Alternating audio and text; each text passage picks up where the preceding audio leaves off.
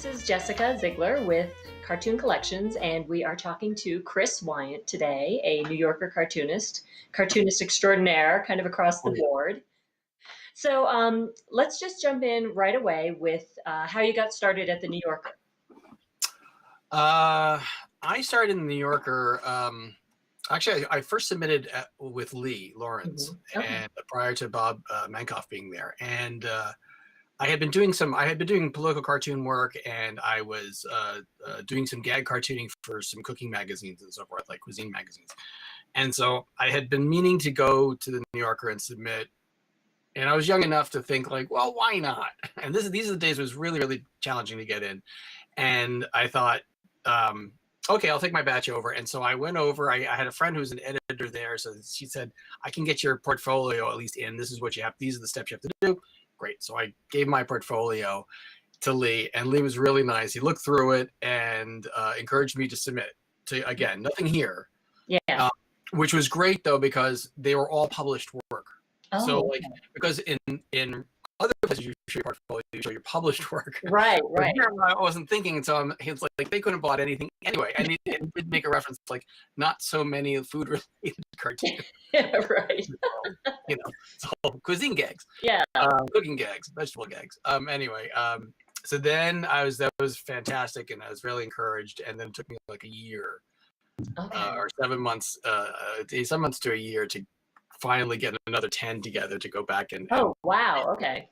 And in that time, Lee left.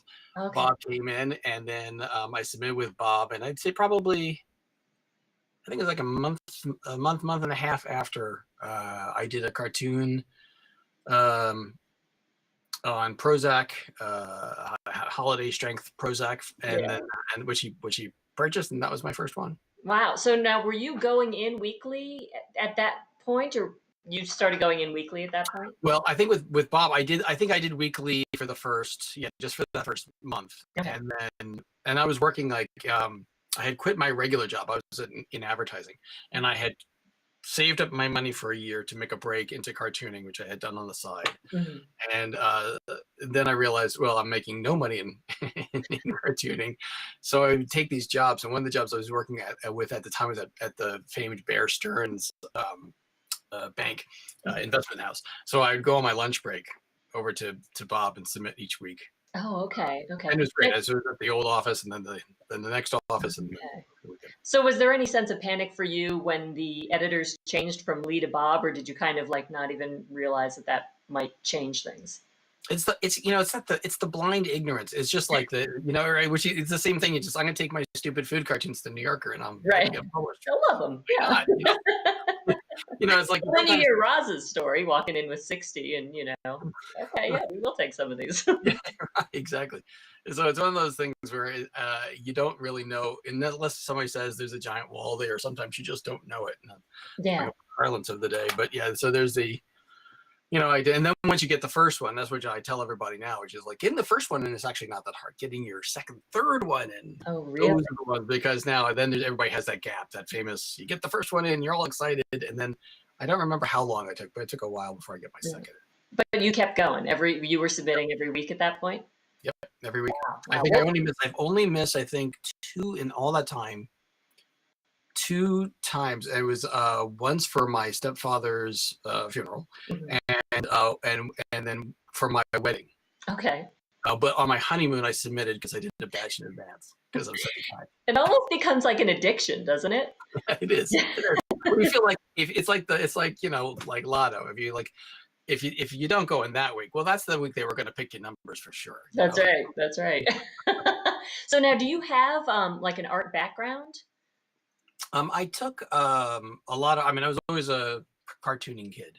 I was that kid in school, which I tell young kids. I was the kid who would draw Snoopy and Hager the Horrible, and exchange them for corn chips at lunch with my friends. So it was already starting that commerce.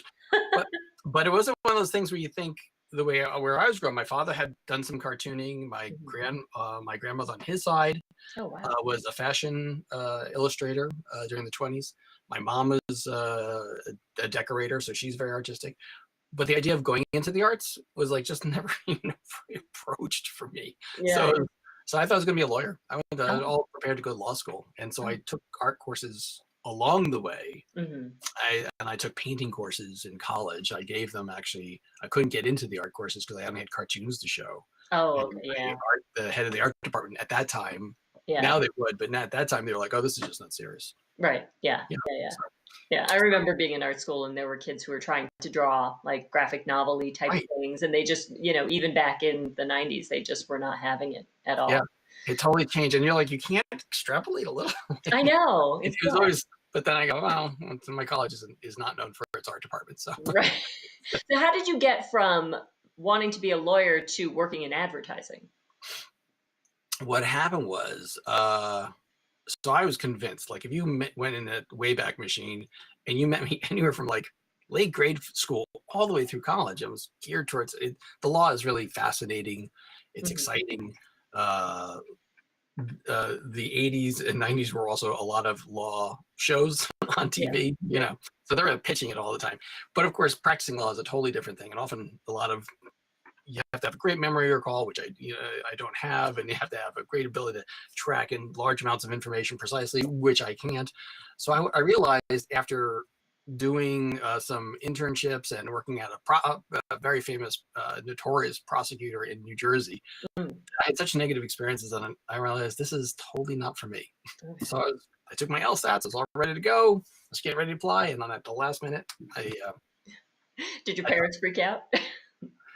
Well, they freaked out later. So then I was like, well, my major is political science and economics, like almost every lawyer, right? And so I thought, okay, great. That's about, I'll go work for a nonprofit, foreign policy nonprofit. And so I work for the Council on Foreign Relations, and they produce the magazine Foreign Affairs. Magazine. Okay. And so that was great. I mean, it was a great job, and I loved it there. And I was there for quite a while. And then I became the advertising manager of the magazine. Oh, okay. So, Okay. but on the side, I was doing these little political cartoons for Westchester paper for free or for $5, and I loved it so much more than my advertising job. Okay. So you were submitting there, and then did you submit to more places before you got to the point where you're like, I'm going to bring these over to the New Yorker? You were doing food stuff, you said? Yeah, I was doing a couple of food magazines. I did there's a magazine for American Express I was working with, and I was when I was in advertising also, I was used to having a large at that time is a large contact program for where you track all your contacts and your clients around the nation or internationally. And so I just applied that skill set to say, well, self-syndicate. It's the same thing. Oh, right. So that's what I did. So I got into the San Francisco Examiner with political cartoons, and I would just basically every day wake up. And it was actually a nice time. I wasn't making hardly any money, but I remember fondly. I'd wake up, I'd read the news, and then I'd do 2 or 3 political cartoons, and then I'd fax them out to the whole United States, and then I'd call back in the afternoon. I had a whole ritual that didn't work. Wow. It didn't work out. That's too bad. But it was nice. It was a great, these were when we had fax machines, and you had FedEx, the original.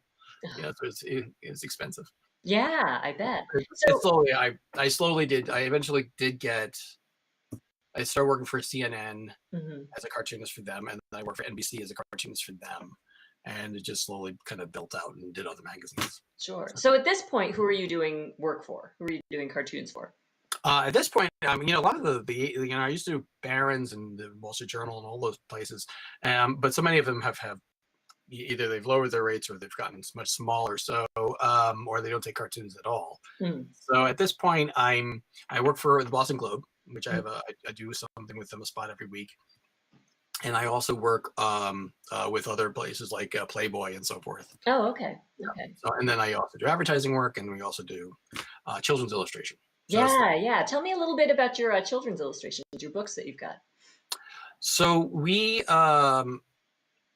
My wife and I had worked for The Hill, which is I was the cartoonist, the staff cartoonist for The Hill in Washington D.C. for like 15 years, and they went through a round of layoffs, and I was there a while, and we were expensive, so they couldn't save my job. My job ended, and then at that point, my wife Anna Kang she was a screenwriter, and we lived in L.A. for a while, and she came back.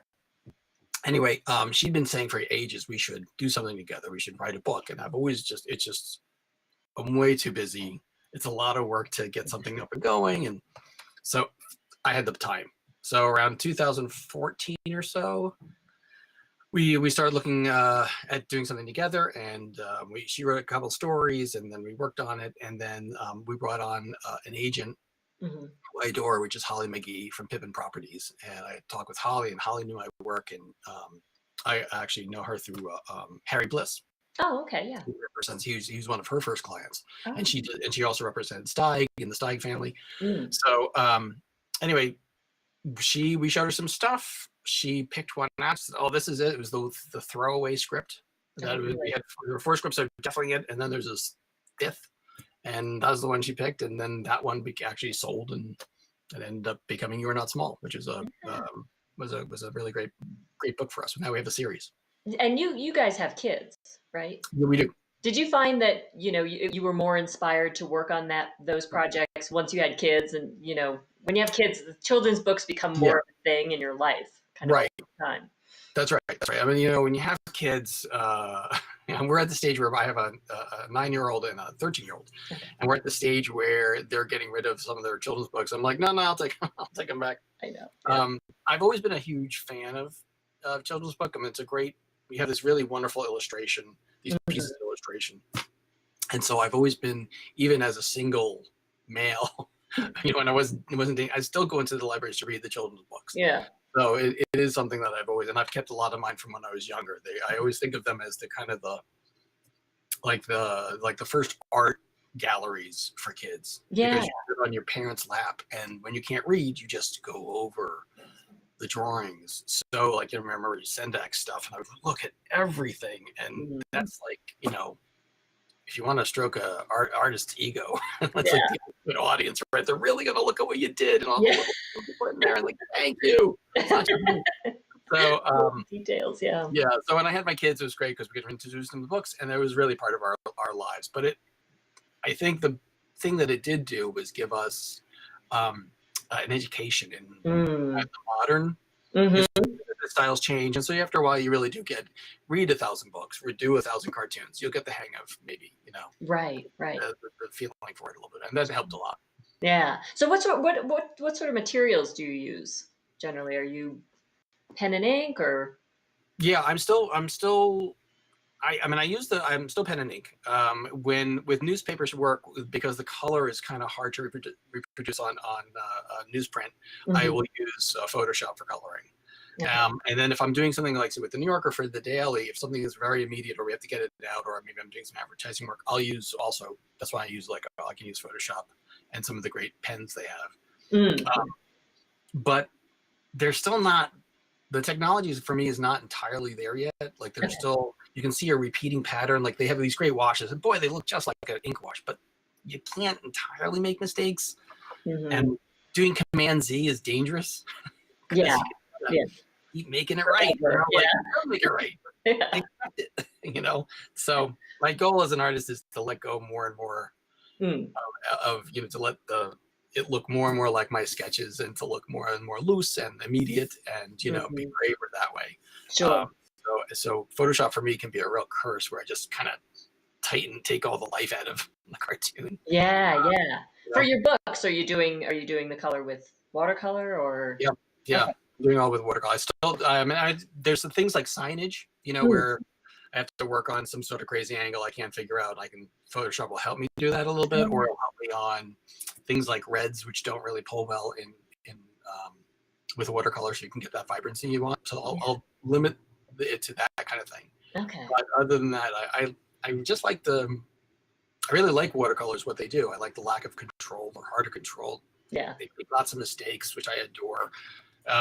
There still is this kind of a lightness to the layer. Our first stroke is very light. It's really gorgeous, and how you can fade things. It's just I'm so in love with the process of all of these things and then selfishly with the New Yorker cartoons, because more cartoons are doing digitally their work. There is an aftermarket for originals. Right. So if I have to be, I'll keep the last man standing. Right, because the price will go up. Right. That's a theory. So let's go back to your cartoons. What is your process like on a weekly basis for, sitting down and doing a batch? So for me, I have a couple different deadlines throughout the week, which you have to work around. But the New Yorkers are all due on Tuesday by noon. Yeah, but I'll submit a batch about 8 to 10 cartoons, and so I'll write say Wednesday and Thursday lightly. Friday I'll go heavy. Monday I'll panic write, and then I'll tell myself each day, just draw them on Tuesday morning, it'll be fine. Yeah. Then I get up early and I panic and I get the rest of them in there. Sure. Now, are your roughs close to your finals, or are they pretty rough? I think they're pretty close. I've seen some people, because some people who are doing them digitally now, they really look done. They're basically done. Yeah. Yeah, they're pretty much a done file. With mine, they're not. I had one. So this is, I can show you one. Yeah. This is this is pretty close. This is the rough. I don't know if you can see that. Oh yeah. Okay, so you're even doing washes on those. Yeah, I do washes on those. It just gives it that. I think it helps. I notice it helps the editors. I think the more I'm suspect, the more finished it is, the easier they are to understand and picture the joke complete, or maybe have the humor hit with them more directly. And I always say, I should put more time in. Yeah. So you're pulling several of those off every Tuesday morning, basically. Yeah. I'll and this would be the finish. The finish is not that much different. You just see I've straightened lines and added some textures and things. Yep. Just a little cleaner. Cleaner. Yeah. And then also the brushwork reacts a little bit better on better paper. Right. Yeah. But yeah, so I'll do a few on.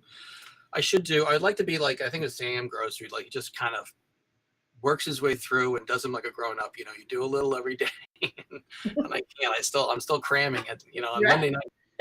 But I like also when all my kids are asleep. Right. The house gets quiet. That's a nice time to it does get you to focus. And I usually can write one or two good ones at night. Yeah. So now, in terms of you've got this overlap with the political cartoons and the cartoons that you're doing for the New Yorker. Do you find that you kind of don't do as much political stuff for the New Yorker because you've already kind of done it for the Globe, or? Yeah. No, I think there's it's a different point of attack with the humor. Sure. Right. So the New Yorker is very dry. Mm-hmm. And I've always joked that the difference between like a newspaper political cartoon and the New Yorker political cartoon is like the New Yorker is like a fencing tool, right? It's like with a rapier, it's got this very fine, and we're going to make some fine points, but you're already on board. And with a political cartoon, the audience and the humor tends to be broader, and so it's more of like a hatchet. You're going to it's going to be strong and it's going to hit, and you want to kind of get a good punch in there. I'm not really sure why that's the case, but that's the case. Yeah.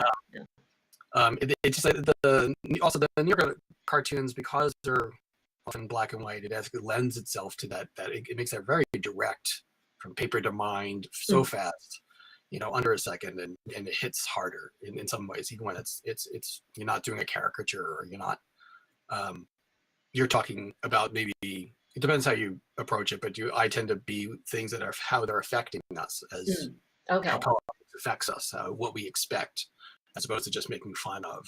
Okay. Yeah. Right. So, whoever's the president, I'm not just going to make fun of the president, but how the president behaves and how it's affecting our lives. That's the spot where I want to be.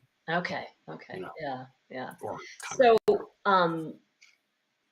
is there anything that you feel like you steer away from topically, or do you try to do a lot of evergreen stuff, or do you not really think that much about that sort of strategy?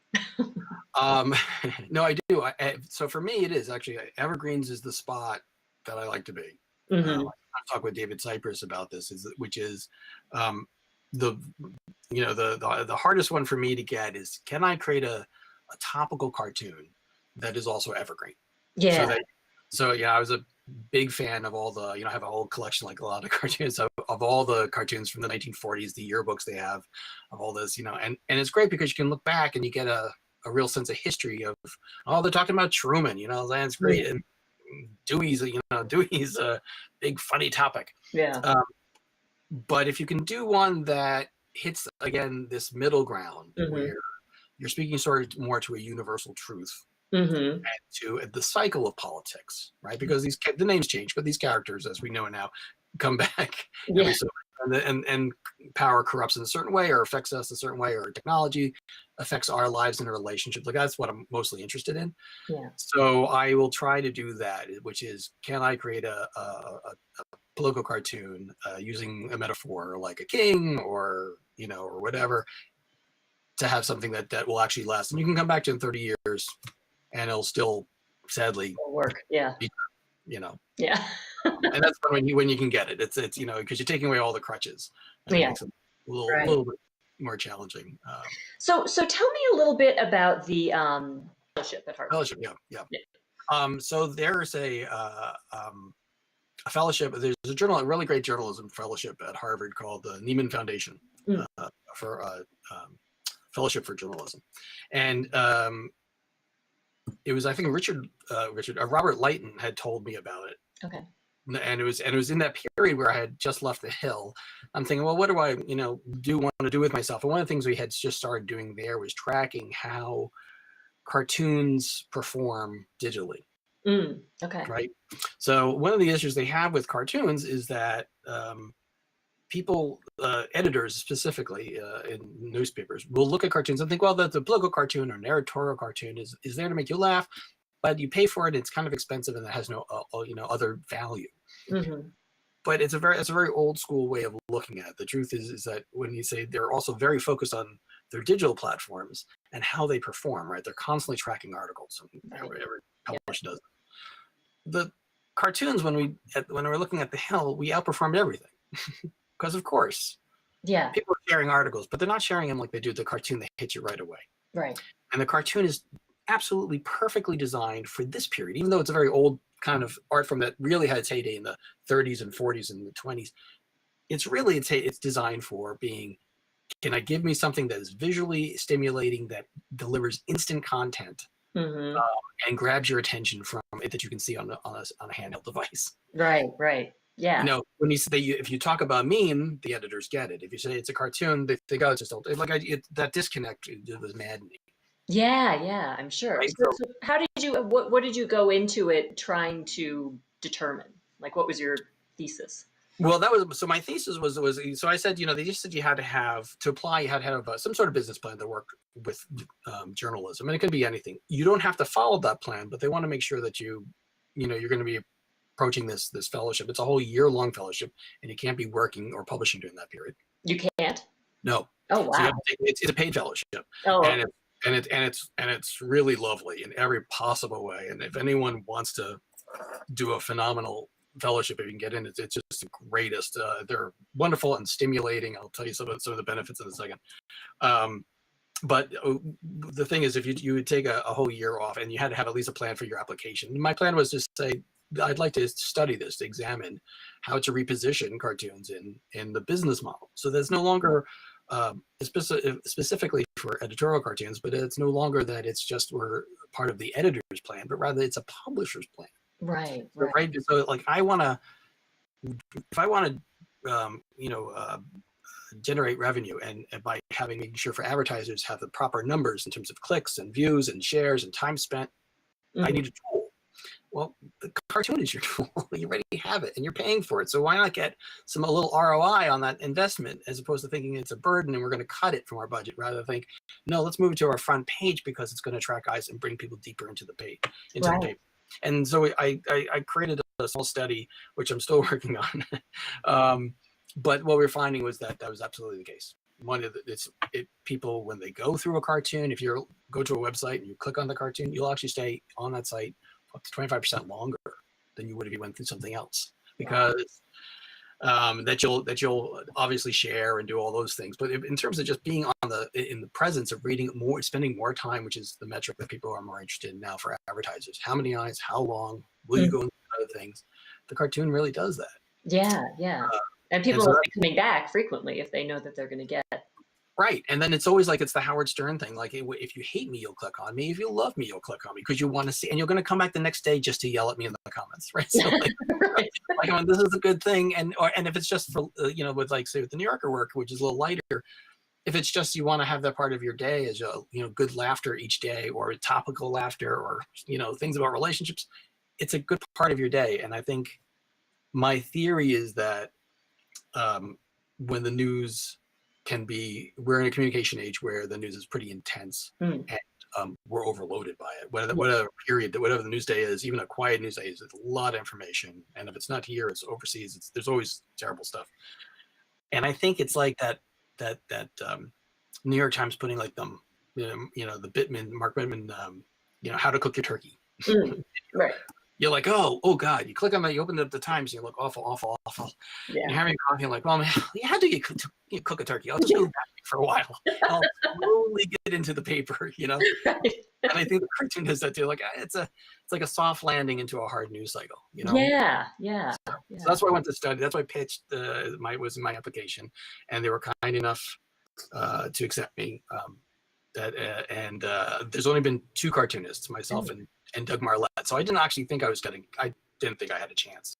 Yeah, sure. I applied. And so that was a big change. And then I spent a year up in Cambridge. It was really phenomenal. Wow. So you had to actually go up there.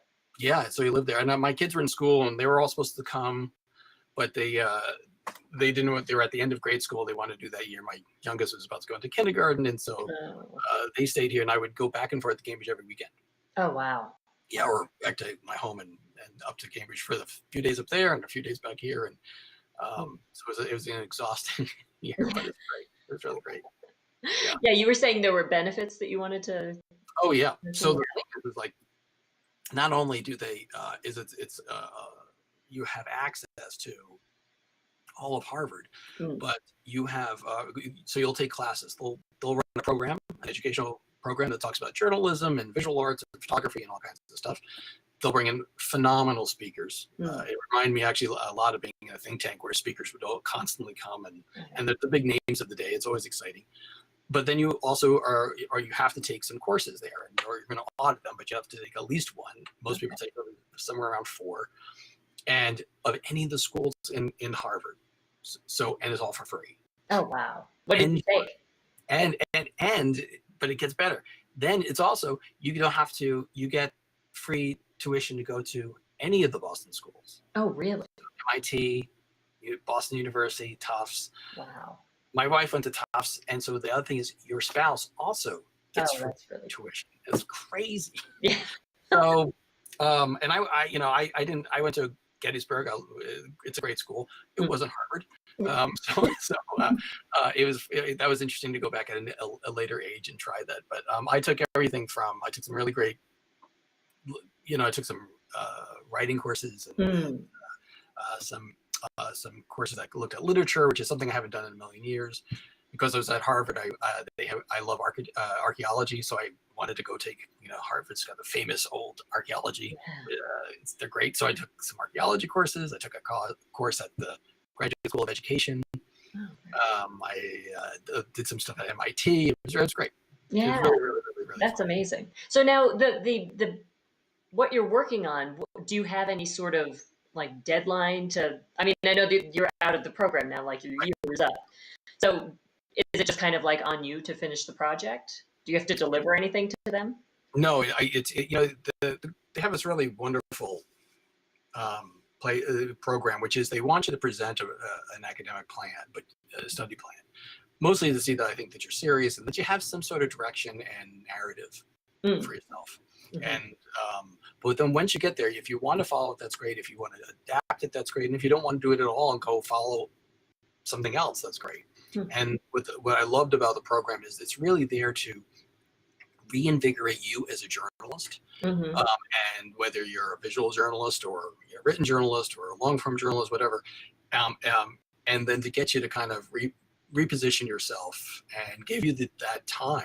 I mean, when do you get, as a grown-up, a year to rethink, to restudy? I mean, studying it always sounds like it's going to be hard, but rather it's actually the joy of being able to take the time to not have the pressure of the grades. You don't have to, Yeah. but you do get the chance to kind of refill your bucket for a little bit, and it was really wonderful. Yeah. So it's on me for myself to complete it, Mhm. to complete the study.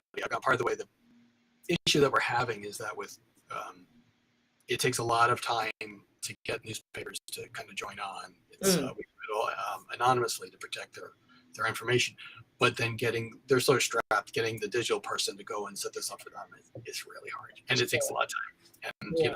I'm making a living, so it Right. kind of balances out. But Yeah. So is it just one person per year that gets to do it, or is there? no, it's a class of 30, 20, Oh wow. 24, 12 American and 12 international. Oh wow. So and what's great is, and they really create a class. So you're absolutely picked part of a class. So we have these amazing journalists from all over the world and here, and some are local journalists, some cover, some are photographers, as I said, some do long form stuff, deep reporting stuff, big data stuff. Some are, we had journalists from Zimbabwe and from Poland and from the UK and from Turkey, where they had to leave because of danger to their career. Oh, yeah. Really, we have from China and Taiwan, Hong Kong. It was it's an amazing group, and then what's really fun is that they're balanced, so it's not one type of journalist. So we all learn from each other, and for me, not being in a newsroom, it's great to be around. So it's like basically like being in a newsroom again and having that experience. And they're lovely and interesting and have amazing experiences. So it was really fun. Yeah. It was really rewarding. Wow, that's really cool that you got to do that. So what are you working on now? What's happening? What's new? What's coming out? What's coming up? We have, let's see, well, I have a bunch of children's books that are coming up. So we have I'm just gonna shamelessly plug. Do it. Plug time. And I'll drink. This is not a sponsor, by the way. When I'm drinking seltzer, We're gonna have to pay for that. that vintage seltzer is better than all other seltzers. Okay, so so we have this is our latest book out called Eraser. It's a wonderful book that's come up. An eraser doesn't feel appreciated for being creative. Yeah. Oh. And then we have a You Are Not Small series of which is great. We have 3 of these. Another one's coming out in April 1st called We Are Not Friends. Oh, okay. These are picture books for early readers. Yeah. And then we just sold two more of the series, so we'll have 2 more of them I'll be working on throughout the year, and then another book. Wow. Tallulah. So. That's a lot, yeah. So the 2 more that are coming up, do you know what they are yet? Do you have titles or? I'm not sure I'm allowed to say Okay. Fair enough. But yeah, the one in April will be We Are Not Friends. Okay. That'll be the next one, and then April 1st. And then the other 2, they won't come out. I think it'll be fall and then spring. Okay, great. And We Are Not Friends. That one, is that pre-order already on Amazon? Yeah, you can actually see it. Yeah, that's right. I'll definitely put a link down below for that. Oh, cool. Thanks. Yeah, you can see it, and they're all there. It's kind of fun. It's one of those things where it's such a nice. I work in the world of growing up cartoons and political cartoons, and after a while, it's like it's a lot of navel gazing or heavy stuff. Yeah, it is. And then you have this, and then part of with children's books is great that you end up, it's perhaps some of the most rewarding parts of my career, because you've had kids come up to you and like, this is the book they started to read on, like just by chance. This is the one. It's very my wife Anna, it's only 82 words, and it's the first one, and it's great because you're like, oh, this is the book that did it for you, to get you into literacy. So it's totally, and they're thrilled and want to draw, and it's really quite sweet. So it's a nice balance right now. Yeah. Are you going to be doing any appearances for when this one launches? Yeah, we will. I mean, we do a lot of school appearances where we have my website and my wife's website, ChristopherWeyant.com and AnnaKang.com, where you can, schools will sign up and have us come and present, and then we also will do bookstores and so forth. We'll do a tour. Oh, great. Well, yeah, definitely send us the information. We'll make sure to put that on the site. Okay. Yeah. Thanks. Well, thanks so much for doing this interview. And it was great to talk to you. Thank you. You too. It's been fun. All right. Thanks.